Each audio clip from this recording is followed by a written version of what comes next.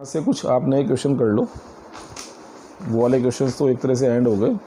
इसको तुम सीखो कि जैसे हम जानते हैं फंडामेंटल क्वांटिटीज़ MLT हैं और सारी डायमेंशन आप चेक करोगे इन्हीं के टर्म्स में आती चली जाती हैं, यानी डायमेंशंस हमेशा उसके टर्म्स में आएंगी जो फंडामेंटल हैं। अब ये कह रहे क्वेश्चन दिया उन्होंने कि अगर फोर्स, लेंथ एंड टाइम, इनके सिंबल भी लिख रहे हैं, इनको अगर मैं फंडामेंटल मान लूँ, है ना, फोर्स कभी फंडामेंटल होता नहीं, लेकिन इस क्वेश्चन में कह रहे हैं कि अगर मैं उसे मान लूँ तो डायमेंशंस निकालो मास की क्या होगी। देखो इसने मास गायब कर दिया ना यहाँ से। फिर उसके अलावा ये भी कह रहा है, इसके अलावा तो किसी की भी पूछे वो तो करोगे क्या। ये जो फोर्स सुबह नया लिख दिया तुम, इसकी डायमेंशन लिखो सबसे पहले MLT-2, है ना, ये लिखा, और यहाँ से मास की डायमेंशन निकाल लो। मास को ये नीचे ले जाओ और मास की डायमेंशन ही आ जाएगी FL-1T², -2 पर जाके प्लस हुआ। तो आप देखो मास की डायमेंशन FLT के टर्म्स में आ गई। क्यों आ गई? क्योंकि आपने FLT को ये फंडामेंटल लिया था, चेंज होगी ना। अब डेंसिटी क्या होता है ml-3, ये m की वैल्यू जो निकाली यहाँ प्लेस कर दो। FL-1T2 L-3 सॉल्व कर लेंगे, L-4 ही आ जाएगा। तो आप देखो डेंसिटी की डायमेंशन FLT के टर्म्स में आएगी, है ना। नया सवाल। अब एनर्जी ml/T-2 है, इसमें फिर मास को प्लेस कर देंगे। ये रहा FL-1T2 L2T-2 सॉल्व करके FL आ जाएगी, ये FL आ जाएगी, है ना। FL-1T2 L2 अपनी जगह, T-2 अपनी जगह, सॉल्व करके FL आ जाएगी। तो आपसे किसी की भी डायमेंशन पूछे, एक नया क्वेश्चन हो गया कि अगर किसी प्रॉब्लम में ये फंडामेंटल को बदलता है तो बदलने तो कोई बात नहीं, हम उसी के टर्म्स में आंसर निकाल लेंगे। लेकिन सबसे पहले पता क्या होगा, सबसे पहले क्या होगा, हमें मास, लेंथ, टाइम की डायमेंशंस पता लग जानी चाहिए। कारण है कि हमें सबकी डायमेंशन एक ही टर्म्स में पता है।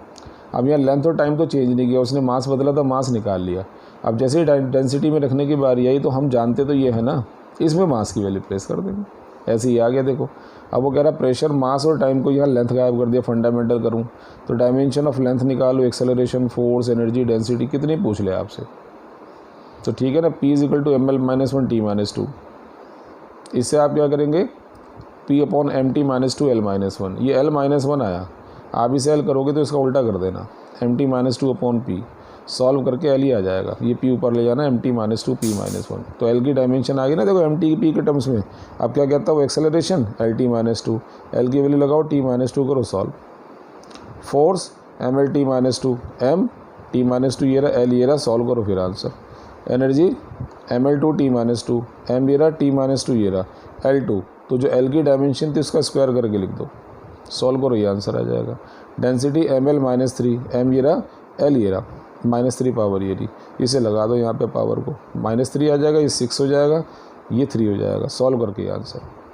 तो आप देखो ना सारी डायमेंशन आपकी MTP के टर्म्स में आनी शुरू हो गई है। देखो तो ये नया क्वेश्चन है जिसमें तुम अगर किसी क्वांटिटी को फंडामेंटल बदल के लेते हो तो कैसे आप उनके डायमेंशंस को निकाल सकते हो, है ना। और कर लेते हैं, एक दो क्वेश्चन और देख लेते हैं। अब देखो जैसे उसने ये बोला, सेम पैटर्न पे क्वेश्चन है कि अगर energy E, length, L, time are the fundamental, then find the dimensions of mass, force, density, surface tension, pressure, momentum. ठीक बात है, कोई बात नहीं, ये आप करोगे खुद से ऐसे ही। इसी तरह से बोला वेलोसिटी, एक्सेलरेशन, यहाँ थोड़ा गड़बड़ कर रहा है। अभी तक क्या कर रहा था, दो फंडामेंटल पहले वाले रख रहा था, एक बदल रहे थे, कोई भी एक। यहाँ पर वेलोसिटी और एक्सेलरेशन को तो मान लिया फंडामेंटल और मास को, यानी L और T गायब कर दिए। Find the dimensions of length and time, और एक बार लेंथ टाइम के आगे फिर किसी की भी आ जाएगी। तो V = LT-1, A = LT-2, मास है, मैं मास को नहीं बदला, उसने भी मास वही है।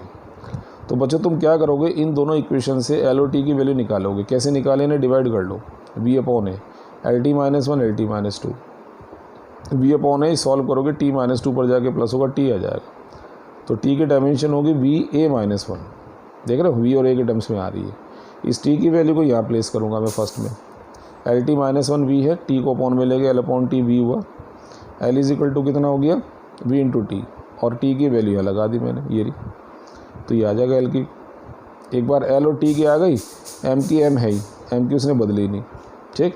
अब डेंसिटी क्या होगी, ML-3, तो M तो M ही रहेगा, M को तो बदला नहीं, L को ही लिख दिया मैंने, -3 पावर है, तो ये -6 × A3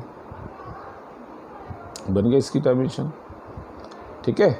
अब इसी क्वेश्चन में यहाँ पर आ रहा हूँ मैं, कि वेलोसिटी 5 मीटर पर सेकंड। इस बार इसने क्या किया कि वेलोसिटी एक्सेलरेशन को जैसे यहाँ फंडामेंटल लिया था तो है तो फंडामेंटल, उसकी वैल्यू भी देने लग गए।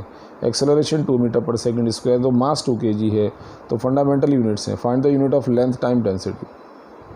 तो तुमने लिखा वेलोसिटी 5 मीटर पर सेकंड, LT - 1 = 5 मीटर पर सेकंड। देखो ना यहाँ पर LT - 1 यहाँ v लिखा रह गया था, यहाँ उसकी वैल्यू रख दी। ऐसी एक्सेलरेशन LT - 2 मीटर पर सेकंड स्क्वायर, मास 2 kg। फिर दोनों को डिवाइड कर रहा हूँ, देखो मैं यूनिट भी लिखी हुई है। ये t ऊपर जाके बचेगा t और 2.5, ये सेकंड स्क्वायर, m से m कैंसिल, ये ऊपर आ गया सेकंड बचेगा, तो t की वैल्यू 2.5 सेकंड आ गई। अब LT - 1 5 मीटर पर सेकंड है, t ऊपर नीचे ले गए, L/T कर लिया, तो L = T × 5 हो गया। t की वैल्यू रखोगे 2.5 सेकंड, इसे 5 मीटर पर सेकंड सॉल्व किया, लिया आ गया।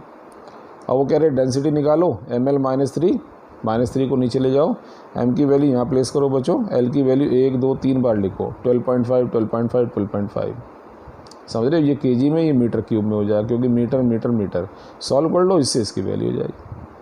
तो इस वाली प्रॉब्लम में क्या नया हो गया, इस वाली प्रॉब्लम में आपको वैल्यूज़ दे दी, ठीक है ना, तो आपने वैल्यूज़ के हिसाब से सॉल्व कर लिया। अब प्रैक्टिस के लिए क्वेश्चन देंगे, वो आप करना।